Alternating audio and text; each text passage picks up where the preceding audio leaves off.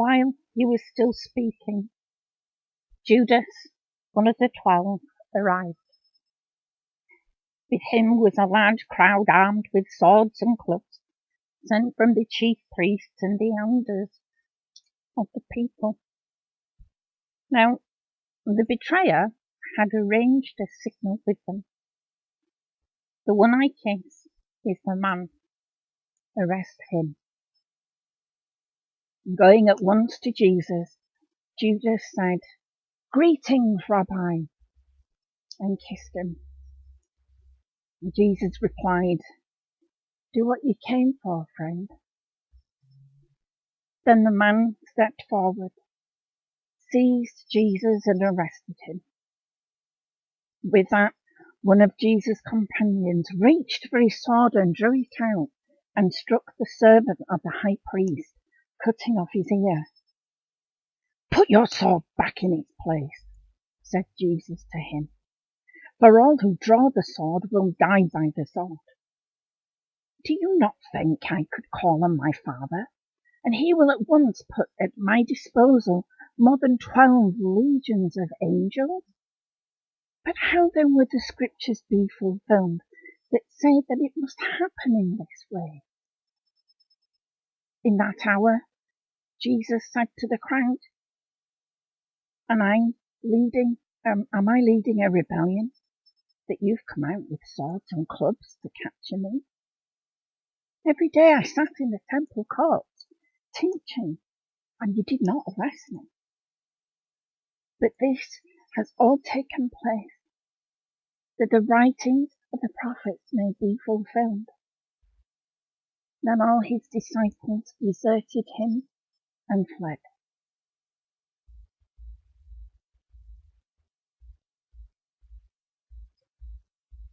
Now Peter was sitting out in the courtyard, and a servant girl came to him.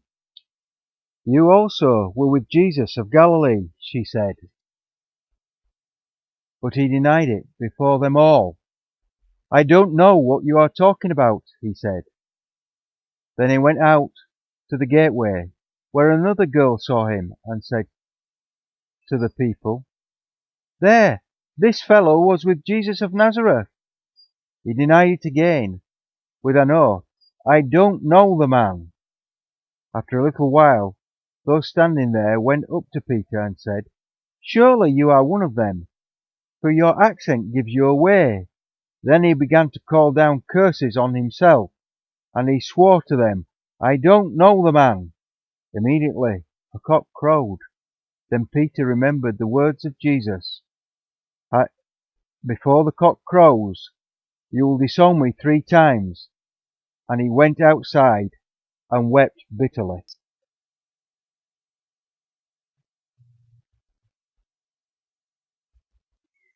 Meanwhile, Jesus stood before the governor, and the governor asked him, "Are you the king of the Jews?" "You have said so," Jesus replied.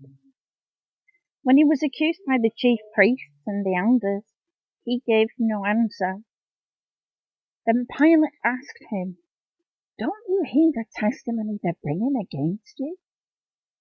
But Jesus made no reply, not even to a single charge, to the great amazement of the governor.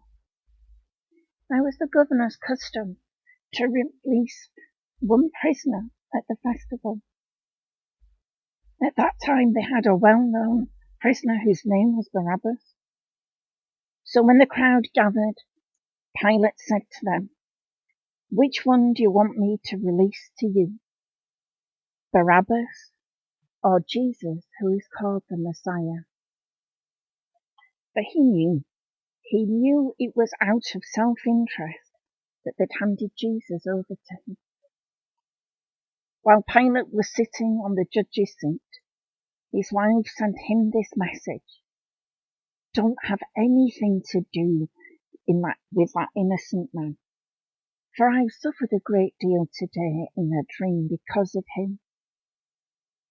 But the chief priests and the elders persuaded the crowd to ask for Barabbas and to have Jesus executed.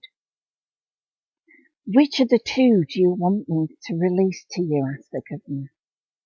Barabbas, they answered.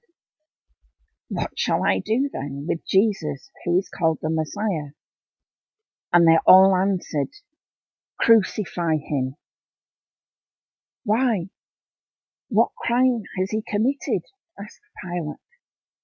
But they shouted all the louder, Crucify him.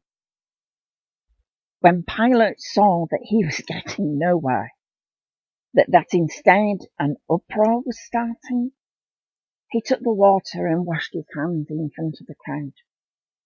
I'm innocent of this man's blood, he said. It's your responsibility. All the people answered, His blood is on us and on our children. Then he released Barabbas to them, but he had Jesus flogged and handed him over to be crucified.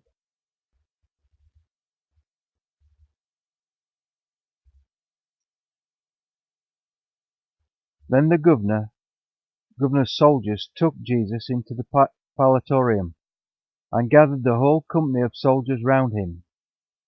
They stripped him and put on a scarlet robe on him, and then twisted together a crown of thorns and set it on his head.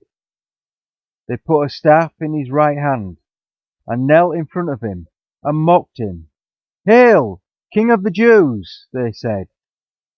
They spat on him and took the staff and struck him on his head again and again.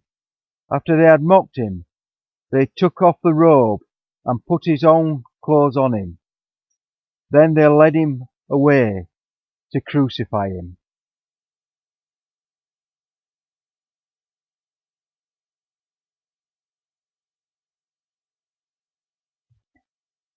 As they were going out, they met a man from Cyrene named Simon, and they forced him to carry the cross. They came to a place called Golgotha, which means the place of the skull. There they offered Jesus wine to drink mixed with gall. But after tasting it, he refused to drink it. When they'd crucified him, they divided up his clothes by casting lots, and sitting down they kept watch over him there. Above his head they'd written a charge against him. This is Jesus, the King of the Jews. 2 rebels were crucified with him, one on his right and one on his left. Those who passed by hurled insults, shaking their heads and saying, Who are you to destroy the temple and build it in 3 days? Save yourself. Come down from the cross if you are the Son of God.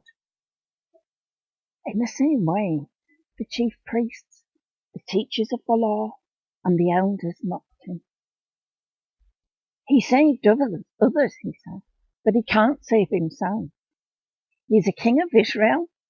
Let him come down from that cross and then we'll believe him. He trusts in God. Let God rescue him now. In the same way, the rebels who were crucified with him also heaped insults upon him.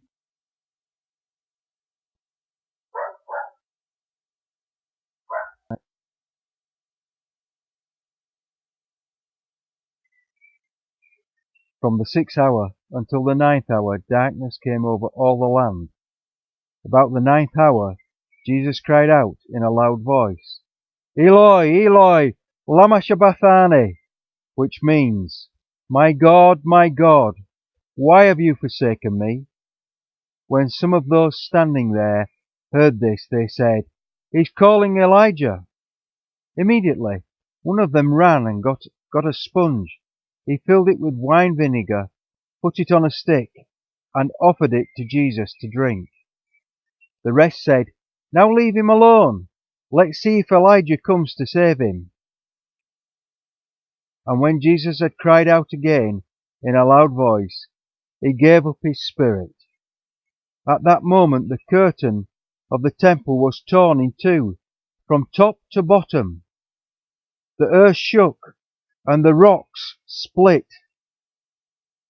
The tombs broke open, and the bodies of many holy people who had died were raised to life.